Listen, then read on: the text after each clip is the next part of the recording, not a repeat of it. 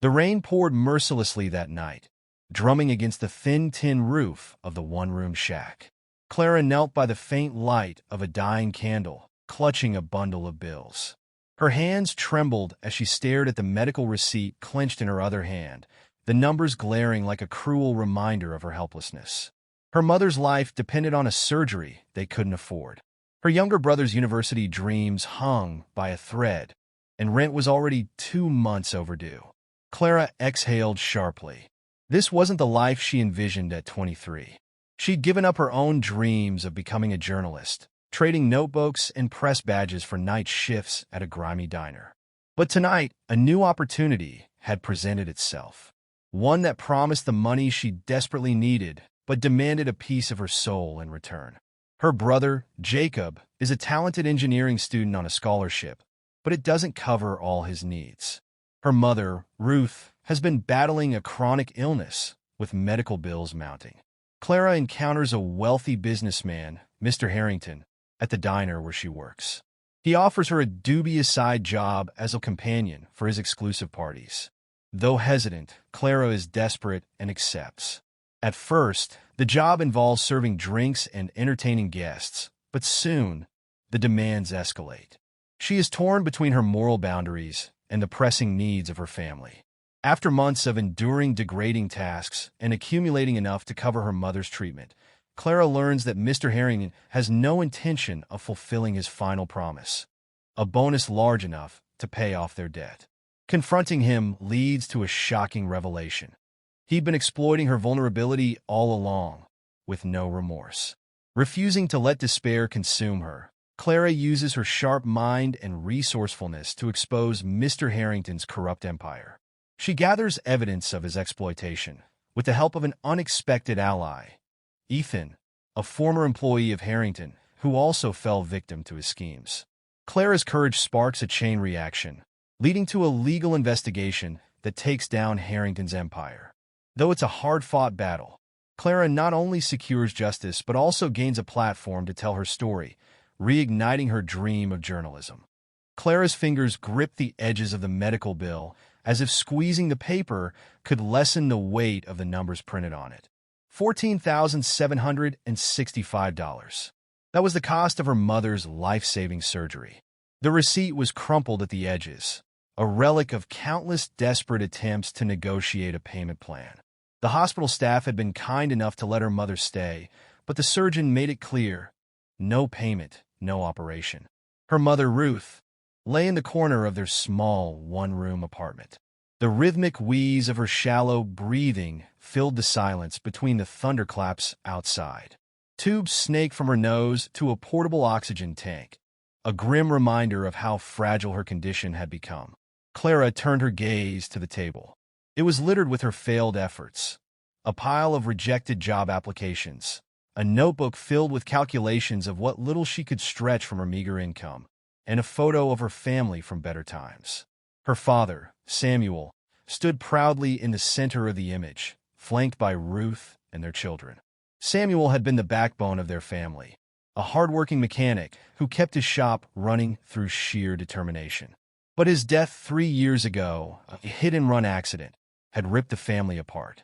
The financial stability he provided disappeared overnight, leaving Clara to step into shoes far too big for her. At just 20 years old, Clara had dropped out of her journalism program at the city college. She'd been at the top of her class, her professors calling her a prodigy with an innate talent for storytelling. But talent couldn't pay rent or cover hospital bills. Jacob, her younger brother, was the family's hope. He'd earned a partial scholarship to study engineering, a field he excelled in. Clara had made it her mission to ensure that he didn't have to give up his dreams like she did.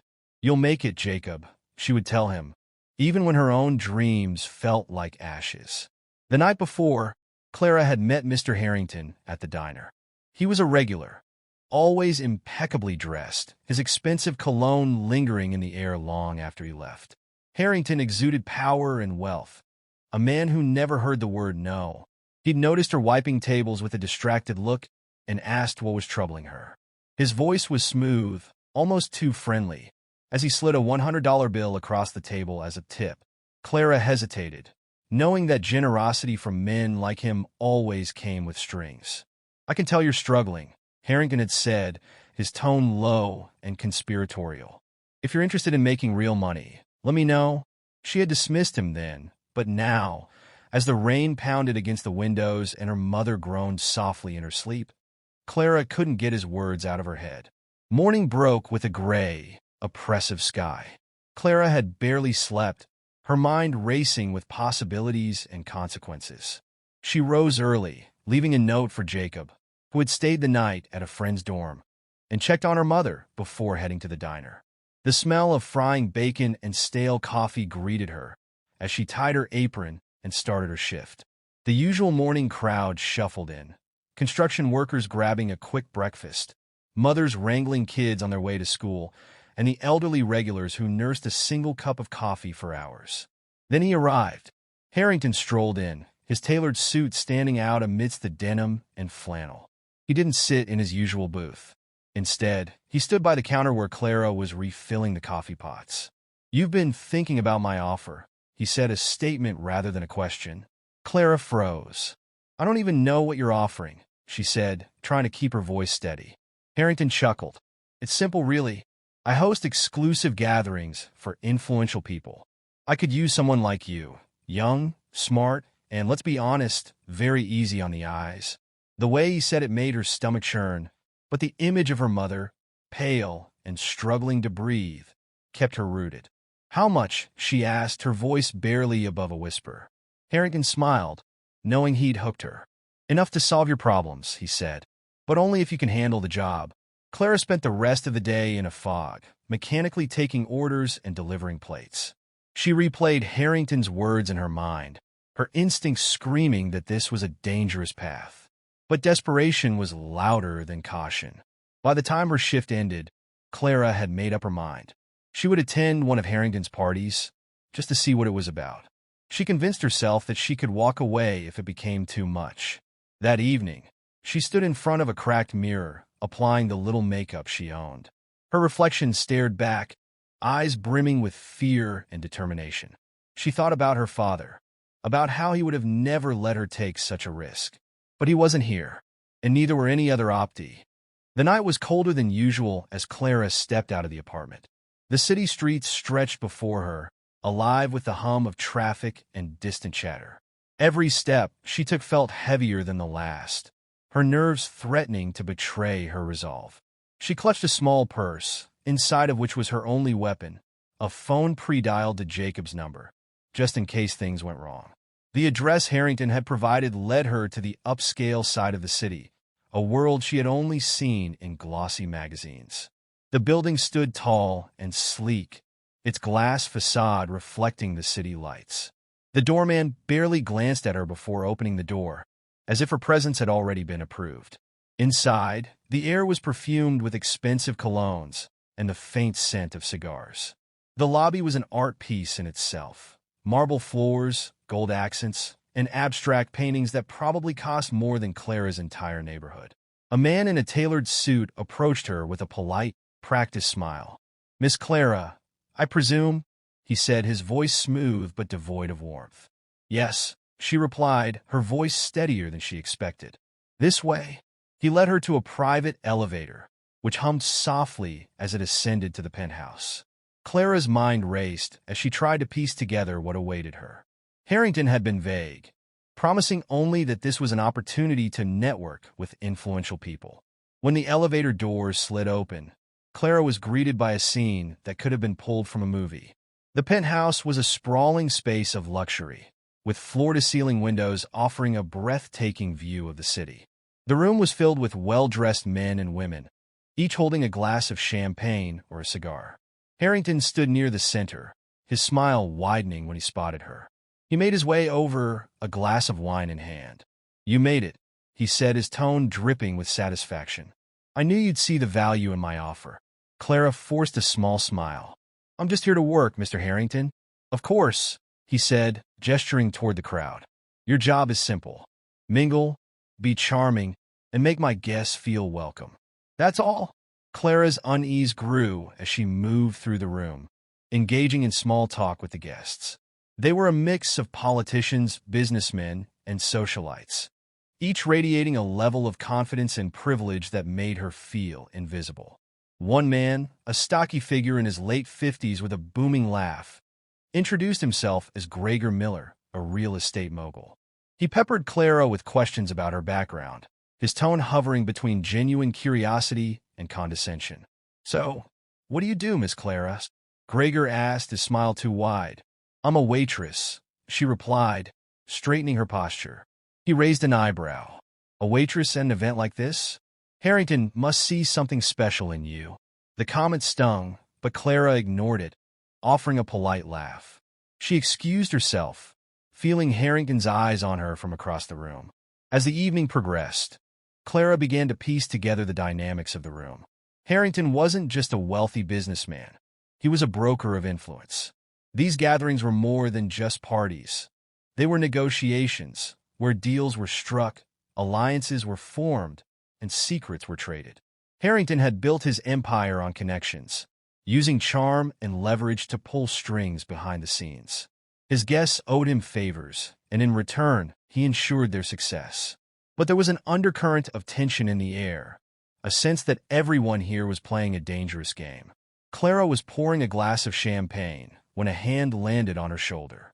She turned to find Harrington standing uncomfortably close, his smile unervingly predatory.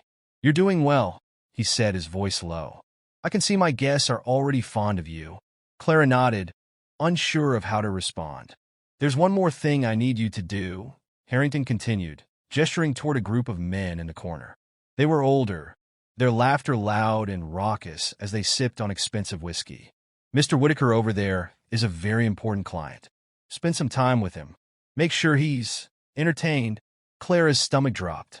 She realized then that this wasn't just about serving drinks or making small talk. Harrington's words were laced with implication, and the weight of what he was asking settled heavily on her chest. "I'm not sure I'm comfortable with that," she said, her voice shaking. Harrington's smile faded, replaced by a look of cold calculation. "You agreed to work for me, Clara. If you want to help your family, you'll do what's necessary." As Harrington walked away, Clara stood frozen, her mind a whirlwind of emotions. She glanced at the group of men, their attention now turned toward her. She felt the walls closing in, the luxurious penthouse suddenly suffocating. She thought of her mother, her frail body hooked up to machines. She thought of Jacob, working tirelessly to secure his future. She thought of herself, the sacrifices she'd already made, and the price she was willing to pay. Clara took a deep breath and walked toward the men, her heart pounding in her chest. Clara's heels clicked softly against the polished marble floor as she approached the group of men Harrington had indicated. Each step felt like walking into quicksand, slow, inevitable, and suffocating. The laughter of the men grew louder as she neared, their voices carrying an air of entitlement that made her stomach churn. One of them, a balding man with a sharp suit and an even sharper smile, noticed her first. He nudged the man beside him, a silver-haired gentleman with piercing blue eyes, and gestured toward Clara. The group turned to her, their expressions a mixture of curiosity and amusement. "Ah, Harrington's new protege," the silver-haired man said, his voice smooth but dripping with authority. He extended a hand. "I'm Whitaker. And you are?" Clara hesitated, her instincts screaming to turn and walk away. But she forced a smile and shook his hand. "Clara," she said simply. "Clara," Whitaker repeated, as if savoring the name. "A pleasure. Tell me, how does someone like you end up at a gathering like this?" Whitaker was a name Clara had heard before. A titan in the world of finance, he was known for his ruthless business tactics and his ability to make or break companies with a single decision. His companions were no less formidable, CEOs, politicians, and media moguls who operated in a world of unchecked power. These were men who controlled fortunes, influenced elections, and shaped public opinion. To them, Clara was a curiosity, an outsider in their elite circle. As Whitaker continued to question her, Clara realized that every word she spoke was being scrutinized. These men were masters of manipulation, and they were testing her, probing for weaknesses. Clara managed to hold her own during the conversation, her natural wit and intelligence shining through despite her nerves. Whitaker seemed impressed, his sharp eyes narrowing in amusement as she parried his questions with clever responses. But the longer she stayed, the more she realized the true nature of the gathering. These men weren't just here to socialize.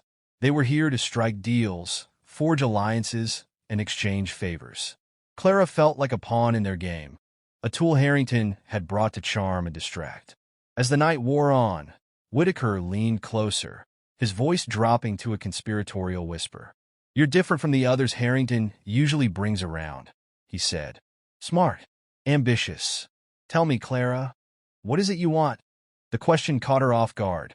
For a moment, she considered telling him the truth about her mother, her brother, and her desperate need for money. But something about his tone made her hesitate. "I'm just trying to make ends meet," she said carefully. Whitaker smirked. "A noble goal. But let me give you some advice. People like us, we don't just survive. We conquer. If you're going to play in this world, you need to aim higher." The night ended without incident, but Clara left the penthouse feeling more conflicted than ever. Harrington had been pleased with her performance, handing her an envelope stuffed with cash as she exited. But the weight of what she had experienced pressed heavily on her chest. When she returned home, Clara found Jacob waiting for her. His face lit up when he saw the envelope, his excitement a painful reminder of why she had agreed to this in the first place. "Does this mean Mom can get the surgery?" he asked eagerly. Clara nodded, forcing a smile. "It's a start," she said, her voice hollow. But as she lay in bed that night, the voices of Whitaker and Harrington echoed in her mind. She realized that the money she had earned came at a price, and that price was her integrity. The next few weeks were a blur of similar events. Each night, Clara found herself mingling with the elite, her role as Harrington's protege becoming more defined. She learned how to navigate their conversations, how to read their intentions, and how to protect herself from their advances. But the more she immersed herself in Harrington's world, the more she uncovered its darker side. She discovered that Harrington wasn't just a broker of influence. He was a blackmailer, using secrets to control his clients and amass his wealth. Clara began to see an opportunity. If she could gather enough evidence of Harrington's crimes, she could expose him and free herself from his grip. Clara enlisted the help of Ethan, a former employee of Harrington who had been cast aside after refusing to participate in his schemes. Ethan was bitter but resourceful, and he agreed to help Clara gather the information she needed. Together, they worked in secret, recording conversations, photographing documents, and piecing together Harrington's web of corruption. It was dangerous work, but Clara was determined to see it through. The final confrontation came on a stormy night, fitting for the chaos that was about to unfold. Clara and Ethan presented their findings to the authorities, who launched an investigation into Harrington's dealings. When Harrington discovered what Clara had done, he confronted her in the very penthouse where it had all begun. "You think you can take me down?" he snarled, his usual charm replaced by fury. "You're nothing without me." Clara stood her ground, her voice steady. "I may be nothing to you, but to my family, I'm everything. And I won't let you or anyone else exploit me again." Harrington's empire crumbled under the weight of the evidence, and he was arrested for fraud, blackmail, and other crimes. Clara's role in his downfall made headlines, earning her both praise and criticism. With the money Harrington had paid her and the restitution ordered by the court, Clara was able to pay for her mother's surgery and support Jacob through college. But the experience left its mark. Clara decided to return to journalism, using her story to shed light on exploitation and corruption. Her first article, titled "The Price of Survival," became a viral sensation, sparking a national conversation about power dynamics and systemic inequality. Clara's journey was one of sacrifice and resilience. She had faced the darkest corners of society and emerged stronger, determined to build a better future for herself and her family. Though the scars of her experience would never fully fade, she had reclaimed her voice, and with it her power.